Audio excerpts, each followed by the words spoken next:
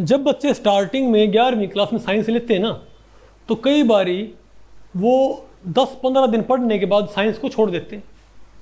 उनको लगता है तो बहुत ज़्यादा क्या है, मुश्किल, और हमसे कवर नहीं होगी, क्योंकि शुरुआत के 10-15 दिन भाई उनको बहुत ज़्यादा एफर्ट लगाना पड़ता है।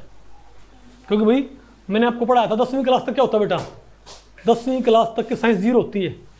पहली क्लास से दूसरी, दूसरी तीसरी, हर एक स्टेप पे 1 फुट की सीढ़ी होती है।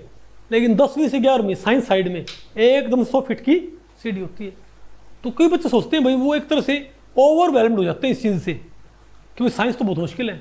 लेकिन इसको आप ऐसे मानो, क्योंकि आपका जो ब्रेन है वो रिवायर नहीं हुआ है अभी साइंस को समझने के। एक बार जब रिवायर हो जाएगा ना प्रॉपर तरीके से, अगर रिवायर नहीं हुआ तो 2 साल आपके लिए मुश्किल के रहेंगे। लेकिन अगर कोई अच्छा टीचर आपको मिल जाए जो आपके ब्रेन की रिवायरिंग कर दे और आपको बता दे चीज़ें कैसे काम करती होती हैं, तो फिर आप मुश्किल से 1-2 महीने बाद आप बिल्कुल क्या हो जाओगे उसके अंदर।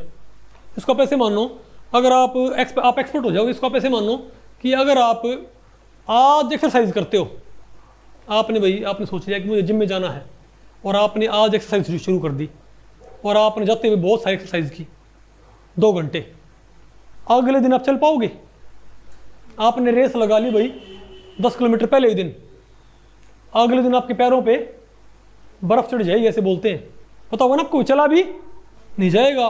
पूरी बॉडी तो क्या करेगी, पेन करेगी ना। एग्जैक्टली सेम सिचुएशन होती है। लेकिन अगर आपने 2 दिन 3 दिन आप लगातार जिम में जाते गए, एक्सरसाइज करते गए,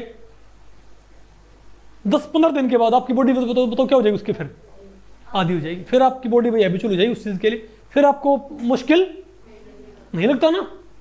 तो एग्जैक्टली सेम सिचुएशन यहाँ पर होती है।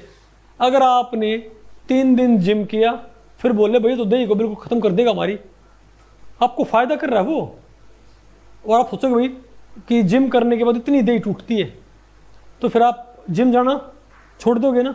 लेकिन आपको पता हो कि भाई अगर हम 1 महीना 2 महीना लगातार एक्सरसाइज करते रहेंगे तो हमारी बॉडी फिर ऑटोमेटिकली रिकवर होना शुरू हो जाएगी। फिर तो ऐसा होता है कि जिस दिन जिम नहीं गए ना, उस दिन बॉडी पेन करती भाई कि पूरे जोड़ खुले नहीं आपको समझ में। तो सेम आर्गूमेंट मेरा यहाँ पर होता है। जब साइंस लेते हो 11वीं क्लास में, तो कई बच्चे क्या करते हैं भाई, उनका ये मानो जिम का दूसरा तीसरा दिन होता है, उससे डर जाते हैं फिर वो। नहीं, आपको बात आपको पहले पड़ रही है। लेकिन अगर आप 1-2 महीना लगातार पढ़ते रहते हो ना, फिर आपका ब्रेन क्या होता है भाई, रिवायर हो जाएगा। फिर आपको इन चीज़ों को, मुश्किल चीज़ों को हैंडल करने की उसके अंदर एबिलिटी जनरेट होती। जितना आप अपने ब्रेन को चैलेंज करोगे, आप ही बताओ, जो बॉडी बिल्डर होते हैं, पहलवान होते हैं, क्या इनकी मांसपेशियां आम आदमी तरह होती हैं क्या? इनकी मसल्स बहुत ज़्यादा क्या होती है बताओ भाई, वेल डिफाइंड, बहुत स्ट्रांग नहीं होती बेटा। इनकी मसल इतनी स्ट्रांग कैसे हुई? क्या उन्होंने अपने मसल्स को चैलेंज किया कि नहीं किया? मसल्स को चैलेंज करेंगे तब उनके अंदर क्या होती है बेटा, ग्रोथ।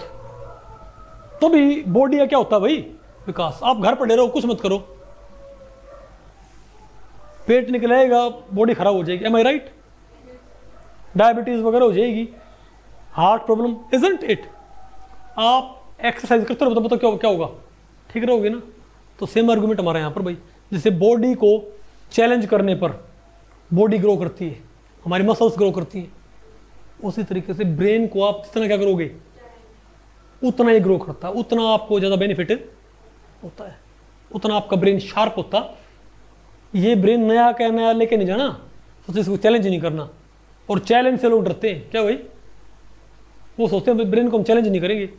अगर आपने बॉडी को चैलेंज नहीं किया ना, तो उससे बॉडी को नुकसान है,